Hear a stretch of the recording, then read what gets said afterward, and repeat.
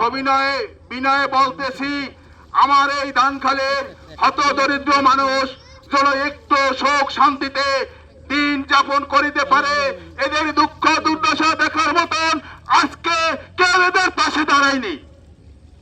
বিগত সরকার এসেছে, বিগত সমাজ সেবক এসেছে, কিন্তু আজকে এই ভেরিবারটা আজও হরিত হয়নি, কিন্তু দুর্দশার কোনো শেষ নেই। শুভেচ্ছা জ্ঞাপন করতেছি। আর অত্র এলাকার যারা মা বোন এই কষ্টে সামিল হয়েছেন, আপনাদের ঋণ কখনো শোধ করা যাবে না। আমি আপনাদের প্রতি সালাম দিলাম, আসসালাম। এখানে কোনো ত্রাণের প্রয়োজন নাই, আমরা টেকসই বেরিবার চাই। তাই আমি দীর্ঘায়ু করতেছি না।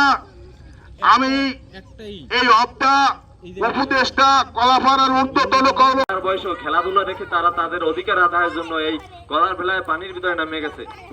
এই রাস্তা তলিয়ে যায়, এমনকি আমাদের স্কুলে তো আরো বিভিন্ন সমস্যা হয়। আমরা চাই এই রাস্তাটা হয়ে আমাদের অনেক উপকার হয়। আমরা এই রাস্তাটা হলে আমাদের অনেক উপকার হয়, আমি এটাই বলতে চাই। প্রাকৃতিক দুর্যোগ, ঘূর্ণিঝড় ছাড়াও অমাবস্যা পূর্ণিমার অস্বাভাবিক জোয়ার ভাটায় আমরা ডুবে গেছি। আমরা অনেকেই কষ্টের মাঝে আছি এবং মানবিক জীবনযাপন করছি।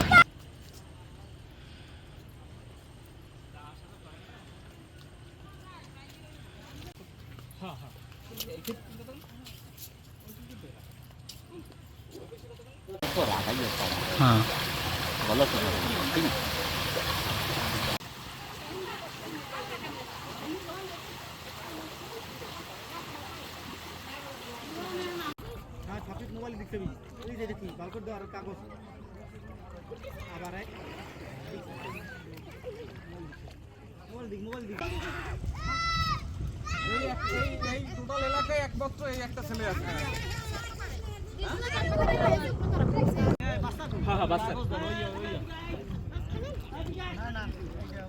লাগবে না, করবো না, আসি আমরা।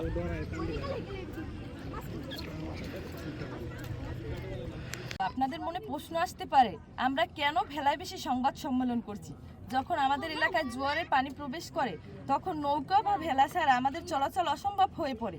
এই মুহূর্তে আমাদের বাড়ি ঘর, রাস্তাঘাট, স্কুল সব জোয়ারের পানিতে তলিয়ে আছে। তাই আমরা কলাগাছের ভেলায় বেশি এই সংবাদ সম্মেলন করছি।